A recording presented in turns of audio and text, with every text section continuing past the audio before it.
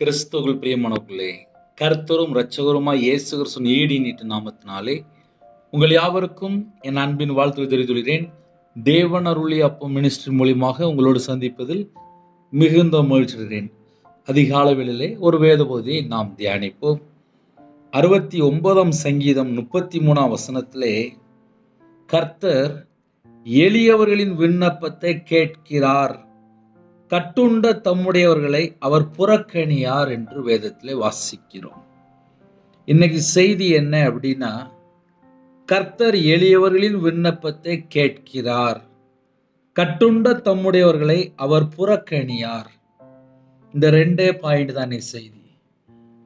ஏழை எளிய ஜனமா இருக்கலாம், கட்டப்பட்ட நிலைமையில இருக்கலாம்.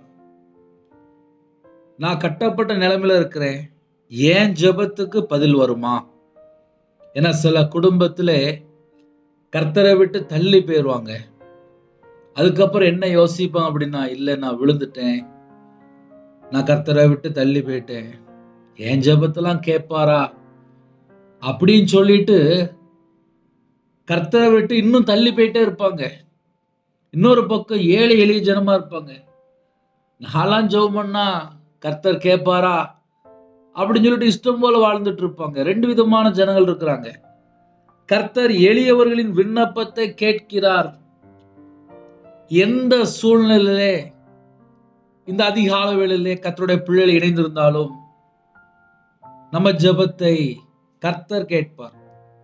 ஐயா, நான் கட்டப்பட்ட நிலைமையில இருக்கிறேன், எப்படிப்பட்ட காரியமா இருந்தாலும் சரி, தேவனுக்கு தெரியும்.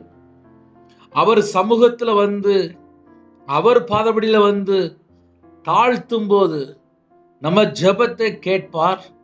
கட்டப்பட்ட நிலைமையில் இருந்தால் நமக்கு விடுதலை செய்வார். பாவக்கட்டு இருக்கு, விக்கிரத்தினால கட்டப்பட்ட நிலைமையில் இருப்பாங்க, பலவிதமான அடிமையில இருப்பாங்க. ஒரு மனுஷன் மதுபான அடிமையில இருந்தால் அங்க ஒரு கட்டுல இருப்பாங்க, விபச்சார அடிமையில இருக்கும்போது அங்க ஒரு கட்டுல இருப்பாங்க.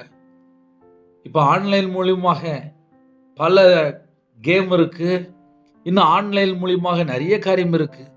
ஒரு மனுஷன் எது எதுலெல்லாம் அடிமையா இருக்கிறானோ, ஐயோ நான் இதுல கட்டப்பட்டிருக்கேன், இதுல இருந்து நான் வெளியில வர முடியலன்னு சொல்லி புலம்பிட்டு இருப்பாங்க. யாரெல்லாம் இந்த காலவேளையிலே இணைந்திருக்கிறீங்களோ, உங்களோடு பேசிக்கொண்டிருக்கிறார். கர்த்தர் எளியவர்களின் விண்ணப்பத்தை கேட்கிறார், நம்ம ஜெபத்தை கேட்கிறார். இரண்டாவது, ஐயா கட்டப்பட்ட நிலைமை, வேதம் சொல்கிறது, தம்முடையவர்களை அவர் புறக்கணியார். புறக்கணியார், நம்மளை புறக்கணிக்க மாட்டார். ஒரு மனுஷன் மனம் திரும்பும் போது நமக்கு பாவ மன்னிப்பு அருளுகிறார், நம்முடைய ரத்தத்தினால கழுவி சுத்திகரிக்கிறார். நம்ம இருதயம் பரிசுத்தமாக்கப்படும் போது மறுபடியும் இழந்து போன எல்லாவற்றையும் நம்ம மீட்டுக்கொள்ள முடியும். ஒருவேளை எல்லாம் நஷ்டமாயிட்டு, எல்லாம் தோல்வியாயிட்டு, என்கிட்ட ஒரு சகோதரன் ஜபகுறிப்புக்கு வரும்போது ஒரு பாயிண்ட் சொன்னாங்க, எனக்கு பல லட்சங்கள் கடன் இருக்கு அப்படின்னாங்க, எனக்கு இனிமேல் என்ன செய்யன்னு தெரியல அப்படின்னாங்க. கர்த்தருடைய சமூகத்துல வந்தாச்சு அப்படின்னாலே கர்த்தர் மீட்டெடுப்பார். அவர் உலக இரட்சகர், நம்மளை மீட்டெடுக்க தாவீதின் குமாரனாக இந்த பூமிக்கு வந்தவர், உலக இரட்சகரா வெளிப்பட்டார். நம்ம எல்லாருடைய பாவத்தை சுமந்து தீர்க்கிற தேவாட்டுக்குட்டியா வெளிப்பட்டார். இன்னைக்கு யாரெல்லாம் இணைந்திருக்கிறீங்களோ, இருதயத்துக்குள்ள என்ன பாரம் இருக்கோ அது அவருடைய பாதப்படியிலே நம்ம சொல்லணும். நிறைய வேலையில துக்கத்தோடு இருப்பாங்க, வேதனையோடு இருப்பாங்க, கண்ணீரோடு வாழ்வாங்க. என் வீட்டுல எனக்கு இவ்வளவு பிரச்சனை இருக்கு, இவ்வளவு போராட்டம் அப்படிம்பாங்க. நம்ம எந்த சூழ்நிலையில கர்த்தரை விட்டு தள்ளி போயிருக்கிறோம். இப்ப நான் 2015 2016 தேவனோட சமூகத்துல வரும்போது எப்படி ஜெபிப்பேன் அப்படின்னா, உங்களை விட்டு நான் தள்ளி போயிட்டேன்ப்பா. ஏன்னா நான் விக்கிரத்துக்கும் மாந்திரிகத்துக்கும் பணம் கொடுத்து மனுஷன் பின்னாடி போயிட்டு இருந்தேன். கையில பைபிள் எடுத்து வாசிக்கும் போது தெரிஞ்சது, நான் கர்த்தரை விட்டு தள்ளி போயிருக்கிறேன், என் பாவத்தை மன்னிங்கப்பா, உங்களை விட்டு நான் தள்ளி போயிட்டேன். இப்படியாக தேவனோட சமூகத்திலே ஜெபிக்க ஆரம்பிச்சேன், கண்ணீரோடு ஜெபிக்க ஆரம்பிச்சேன். வேதத்தை வாசிக்கும் போது எந்தெந்த வசனத்தின் மூலியமாக என் கூட ஆவியான இடைப்பட்டாரோ அந்த வசனத்தை என்னோட சமூகத்திலே வசனத்தை சொல்லி ஜெபிக்க ஆரம்பிச்சேன். இன்னைக்கு காலவெளியிலே இன்னைக்குள்ள செய்தி என்ன அப்படின்னா, எளியவர்களின் விண்ணப்பத்தை கர்த்தர் கேட்கிறார். ஐயா, நான் கட்டப்பட்ட நிலைமையில இருக்கிறேன். நம்மளை புறக்கணிக்க மாட்டார், நம்மளை தள்ளிட மாட்டார், நம்மளை ஒதுக்கிட மாட்டார். மனுஷன் வேணா ஒதுக்கிடலாம், மனுஷன் வேணா வெறுக்கலாம், மனுஷன் வேணா தப்பா பேசலாம். ஒரு மனுஷன் ஒரு விஷயத்துல தப்பாயிட்டான் அப்படின்னா இந்த உலகத்துக்குள்ள நம்மளை பல விதமா பேசிடுவாங்க. ஆனால் வேதம் சொல்கிறது, கட்டுண்ட தம்முடையவர்களை புறக்கணியார். ஐயா, என் வாழ்க்கையில நிறைய பிரச்சனை இருக்கு. எங்க ஊர்ல நீ எல்லாரும் ஒதுக்கிட்டாங்க. நான் ஒரு ஒதுக்கப்பட்ட நிலைமையில இருக்கேன். நான் தள்ளப்பட்ட நிலைமையில இருக்கேன். நான் எல்லாராலும் கைவிடப்பட்ட நிலைமையில இருக்கேன். இப்ப நான் ஒரு தனி மரமா இருக்கேன். நீங்க எந்த இடத்துல இருந்தாலும் சரி, கண்டிப்பாக நம்மளை தூக்கி எடுப்பார். நம்ம எந்த இடத்துல புலம்பிட்டு இருக்கிறோமோ தேவனுக்கு தெரியும். இந்த செய்தி இன்னைக்கு உங்க வீட்டுக்கு வருது அப்படின்னா, கர்த்தர் பேசுனா மட்டும்தான் உங்க இதயத்துக்குள்ள அந்த பாரம்லாம் மாறும். காலவேளையில யாரெல்லாம் அர்ப்பணிக்கிறீங்களோ உங்க குடும்பத்துடைய பிரச்சனை முதல்ல மாறும். அதுக்கு நம்ம என்ன தெரியுமா செய்யணும்? நம்ம இருதயத்துக்குள்ள நம்ம என்னெல்லாம் யோசிக்கிறோம் அதை அப்படியே தேவன்கிட்ட சொல்லிடணும். அப்பா, நான் இதைத்தான் யோசிக்கிறேன், என் இதயத்துக்குள்ள இதுதான் இருக்கு, என் வாழ்க்கையில எனக்கு இந்த பிரச்சனை தான் ஓடிட்டு இருக்கு, நான் இதுல கட்டப்பட்ட நிலைமையில இருக்கேன், இதுல இருந்து என்னால வெளியில வர முடியல, நான் இதுல விழுந்து போய் எடுக்கேன், என்னை தூக்கி எடுங்கப்பா. அப்ப நம்ம ஜெபிக்கிற பிள்ளைகள் முடிஞ்ச அளவுக்கு எப்போதுமே தேவனுடைய சமூகத்துல நம்ம வரும்போது நம்ம எந்த சூழ்நிலை இருக்கிறோம் அதை அப்படியே தேவன்கிட்ட சொல்லி ஜெபிக்கிற ஒரு பிள்ளைகளா இருக்கணும். என்னுடைய ஆரம்ப காலத்துல இருந்து இன்னைக்கு வரையாச்சு என் இருதயத்துக்குள்ளே ஆவியானவர் எனக்கு என்னெல்லாம் பேசுறாரோ அதை தேவனுடைய சமூகத்துல அர்ப்பணித்து தாழ்த்திட்டே இருப்பேன். என்னை தாழ்த்துறப்பா.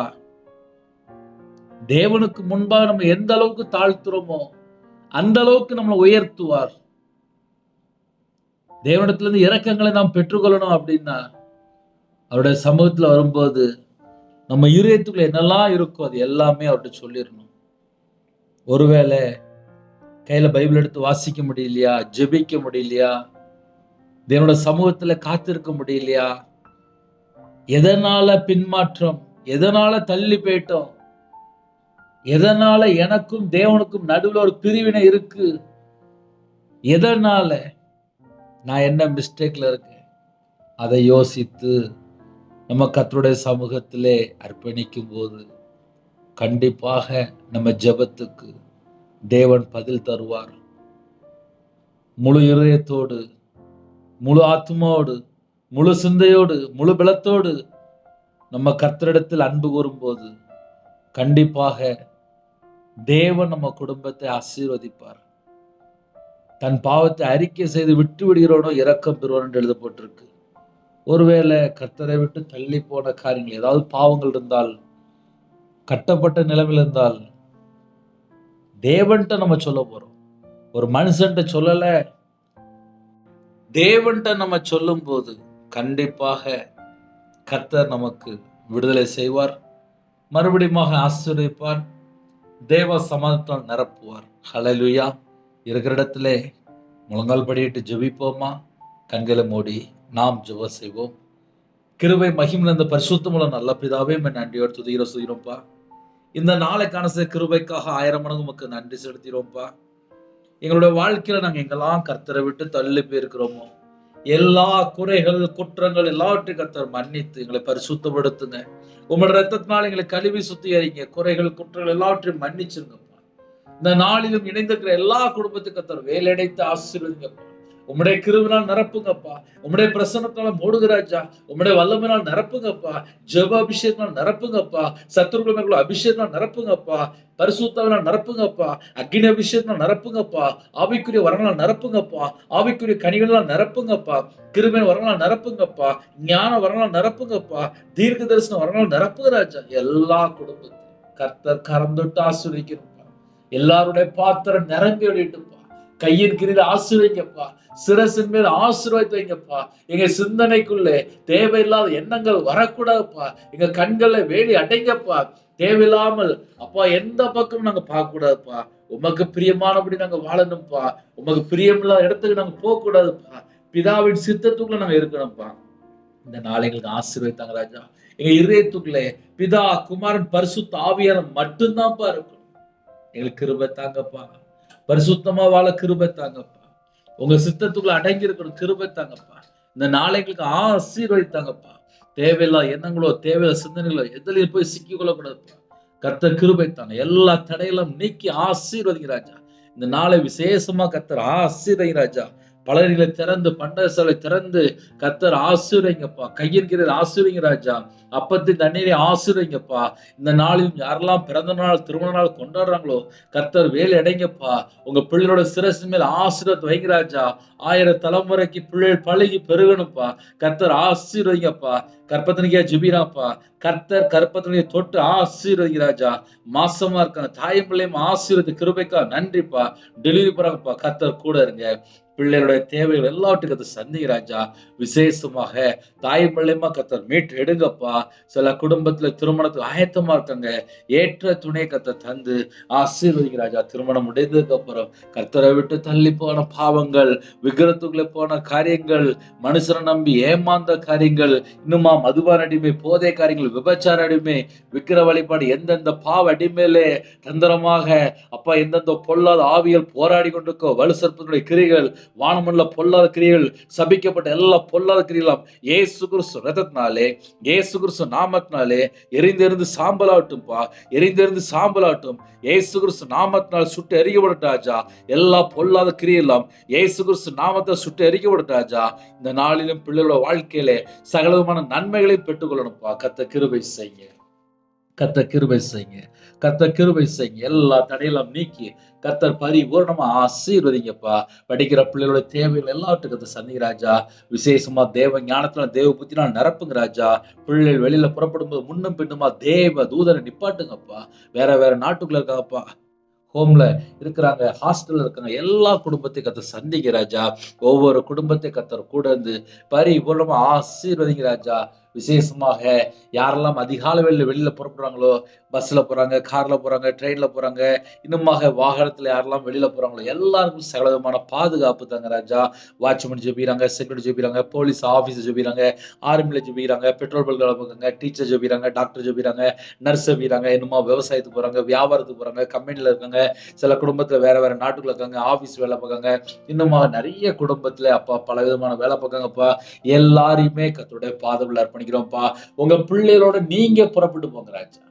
நீங்க புறப்பட்டு போங்க. எல்லாருக்கும் கர்த்தர் கூட இருந்து பரிபூர்ணமா ஆசீர்வதிக்கணும்ப்பா. எத்தனையோ தேவைகள் உண்டுப்பா. வேலை செய்யற இடத்துல பல விதமான போராட்டம் இருக்குப்பா.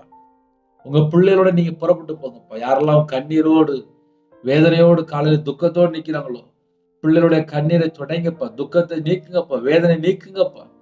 தேவைகளை சந்திங்கப்பா. உங்க பிள்ளைகளோட நீங்க புறப்பட்டு போங்கப்பா. கடன் பிரச்சனையில போராடி கொண்டுக்காப்பா. நிந்தைகள், அவமானங்கள் எல்லாவற்றையும் கர்த்தர் மாற்றி கர்த்தர் பரிபூர்ணமா ஆசீர்வதிங்க ராஜா. தேவன் அருளி அப்ப மினிஸ்டர் மூலியமா இணைந்துகிற குடும்பங்கள் கர்த்தரா இயேசு கிறிஸ்து ராஜாவினுடைய பாதவில் அர்ப்பணிக்கிறோம்ப்பா. இந்த நாளுக்கான சில கிருபைக்காக 1000 மடங்கு உமக்கு நன்றி செலுத்தியோம்ப்பா. உங்க பாதவில்லைங்களை அர்ப்பணிக்கிறோம்ப்பா. எங்களோட நீங்க பேசிருக்கிறீங்கப்பா. எங்களோட நீங்க பேசிருக்கிறீங்கப்பா. யாரெல்லாம் ஏழை எளிய ஜனமா இருக்கிறாங்களோ எங்களோட விண்ணப்பத்தை கர்த்தர் கேட்கிறீங்கப்பா. எந்த குடும்பத்துல கட்டப்பட்ட நிலைமிழக்கங்களோ கர்த்தர் இந்த கட்டுகளை உடைத்து உங்க பிள்ளைகளை ஆசீர்வதிங்க ராஜா. எல்லா குடும்பத்தையும் கர்த்தர் பொறுப்படுத்துவாங்க. உங்க நாம மட்டுமே விடட்டும். உங்களுடைய பாதங்களை தாழ்த்தி விடணும். வானத்துக்கும் பூமிக்கும் சகல அதிகாரம் இல்லை கர்த்தரா இயேசு நாமத்துக்குள்ளே எல்லாருடைய ஆவி, ஆத்துமா, சரீரம், சிந்தனை, நினைவு எல்லாவற்றையும் அர்ப்பணிக்கிறோம்ப்பா. பலவீனத்தோடு படுத்த படுக்கையில ஹாஸ்பிட்டல்ல அவசர சிகிச்சையில யாரெல்லாம் ஜெபிக்கிறாங்களோ உங்களுடைய தலைமுறை கரத்தினால தொட்டு சுகமாக்கி தாங்க ராஜா. பரிபூர்ணமான சுகம் தாங்கப்பா. தீர்காயுஸ் தாங்கப்பா. பலவீனத்தெல்லாம் நீக்கி போடுங்க. கர்த்தர் கூட இருங்க. உங்க நாம மட்டுமே விட்டும். இயேசு கிறிஸ்து பிதாவே ஆமென். தேவனுக்கு மேம்படுவதாக. கிறிஸ்துவில் பிரியமானவர்களே, 9442504351 என்ற நம்பர் உண்டால் நாங்கள் உங்களுக்காக குடும்பத்துக்காக ஜெபிப்போம். எனக்காக ஜெபித்துள்கள் தொடர்ந்து இணைந்திருங்கள். God bless you.